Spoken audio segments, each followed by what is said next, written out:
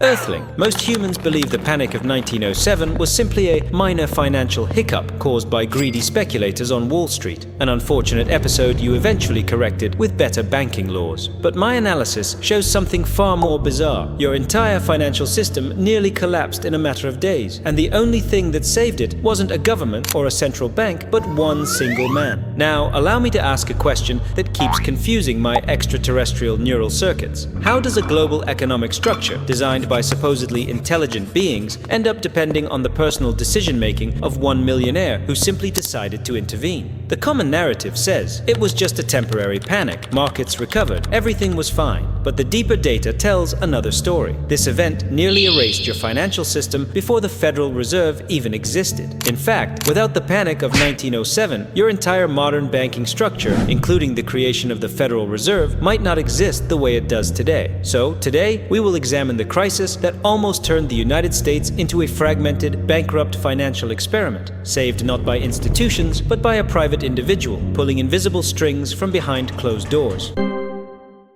Earthling. This story begins in the early 1900s, a moment when the United States was expanding faster than any financial organism I have documented in your species. As I arrived on your planet, I found New York glowing with industrial confidence. Railroads stretched across the country, factories multiplied, and the financial markets behaved as if prosperity were a natural law of physics. At this time, there was no Federal Reserve, no true lender of last resort, and banks operated almost like independent kingdoms. Trust companies, those curious financial entities that looked like banks but followed fewer regulations, were rapidly gaining power, attracting deposits at a level that made traditional banks a little nervous. And yet, humans barely noticed. Why would they? Everything looked profitable. Now, from my observational position inside early 20th century Manhattan, I witnessed a fascinating atmosphere. Low interest rates, speculative excitement, and the comforting belief that big industrial money could stabilize anything. The press called this period the Age of Trusts, while financiers acted like nothing could possibly go wrong.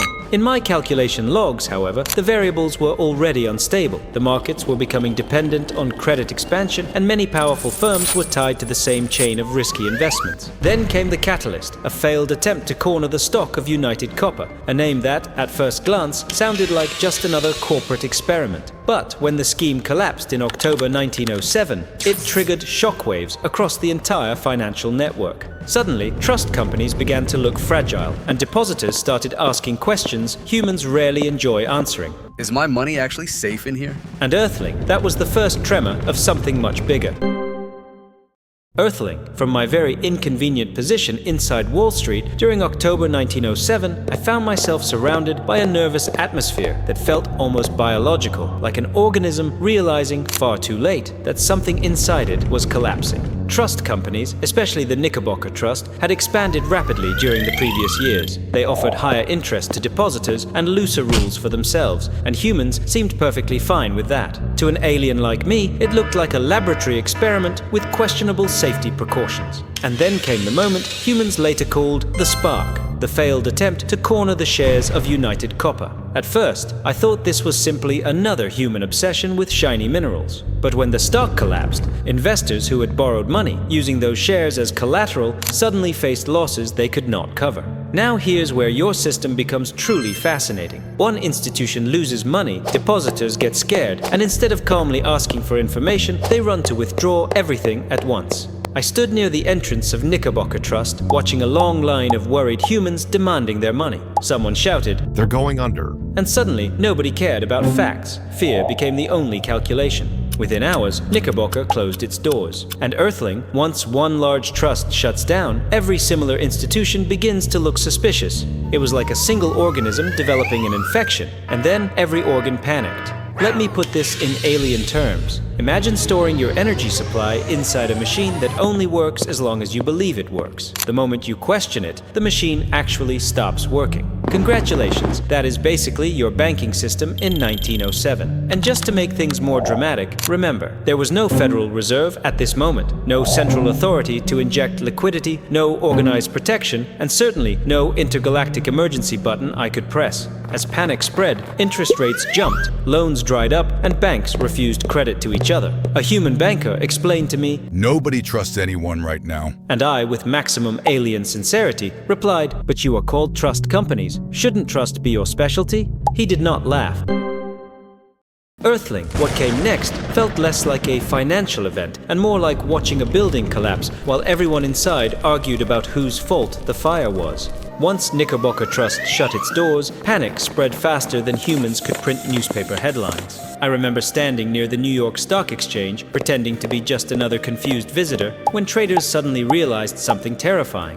Nobody knew how much cash any institution actually had left. Credit vanished. Loans that were routine 1 week earlier were suddenly impossible to get. Businesses that depended on short-term financing looked around and found only locked vaults and shaking hands. I observed brokers desperately trying to raise cash, selling stocks at whatever price they could find, values plunging with every passing hour. One afternoon, the market nearly shut down completely. I overheard a broker whisper, "If someone doesn't bring money in soon, this place won't open tomorrow." He wasn't exaggerating. The stock exchange actually considered suspending trading because there simply wasn't enough liquidity for normal operations. Meanwhile, ordinary citizens faced their own crisis.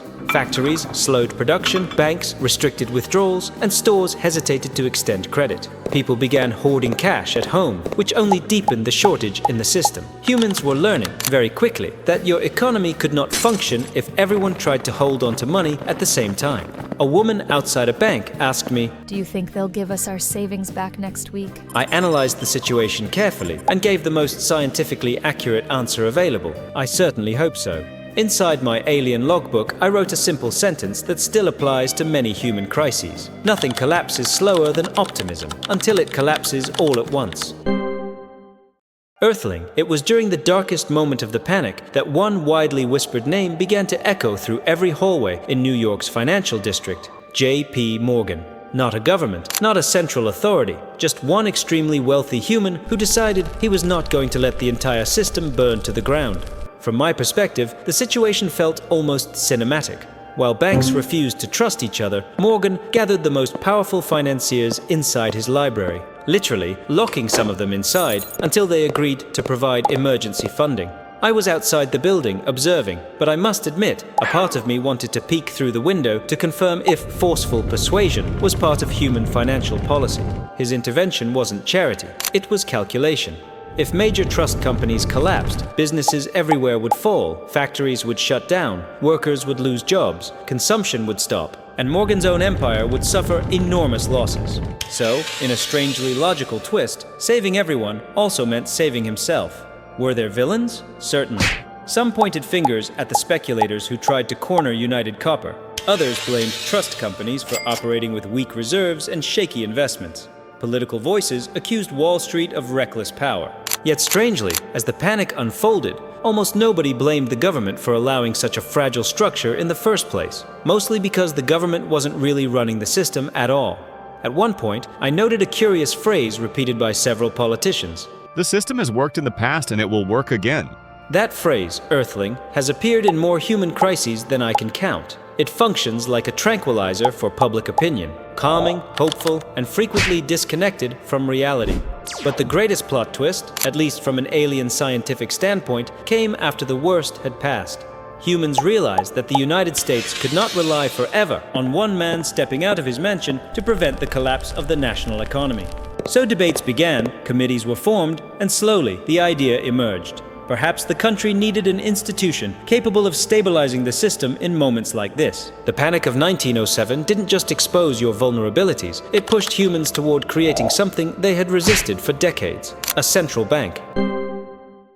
Earthling, after observing this financial earthquake from inside your early 20th century system, I came to a conclusion that still surprises me.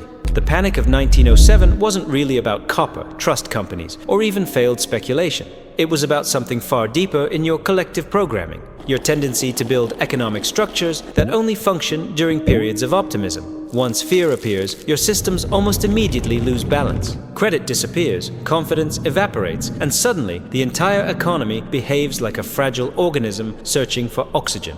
To an alien species accustomed to redundancy and emergency planning, this kind of risk feels astonishingly avoidable. And yet, in human history, it repeats itself again and again, as if no lesson was ever learned. But here is the paradox. Without this disaster, there might never have been a Federal Reserve in the United States. Your country had resisted central banking for decades, suspicious of giving too much power to a single institution. But after watching J.P. Morgan, just one human millionaire, prevent a national collapse, people finally accepted the idea that the nation needed something more reliable than a private fortune to stabilize the system.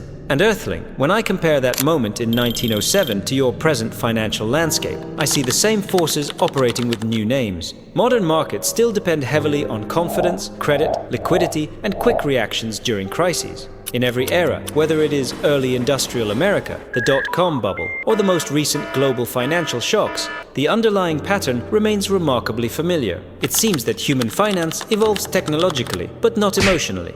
You invent new products, new markets, new currencies, even digital ones, but the same cycle continues. Euphoria, leverage, panic, collapse, regulation, and eventually euphoria again. I suppose the cosmic lesson is this: human financial history isn't a straight line. It's a loop, and sometimes that loop brings you right back to the edge of collapse, just like it did in 1907.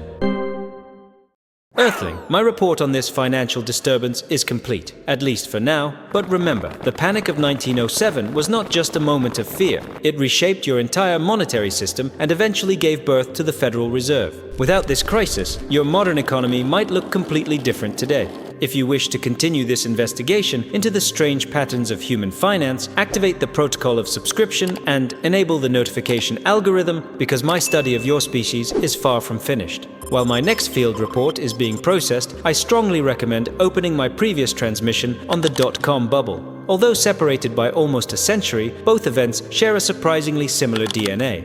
Speculation, overconfidence, a rapid rise in new financial structures, and then collapse. By understanding how technology fueled irrational excitement in the early 2000s, you may notice the same repeating cycle you just saw in 1907. Consider it another piece of evidence in this ongoing cosmic investigation. And, Earthling, before I return to my spaceship, let me leave you with one last clue. The next anomaly I will analyze is not buried in history at all. In fact, it has barely begun. It concerns a development in your financial future, one that is forming right now as we speak. I cannot reveal details yet, but trust me, it might become the most extraordinary report I have ever prepared. Transmission complete. End of report. The Panic of 1907.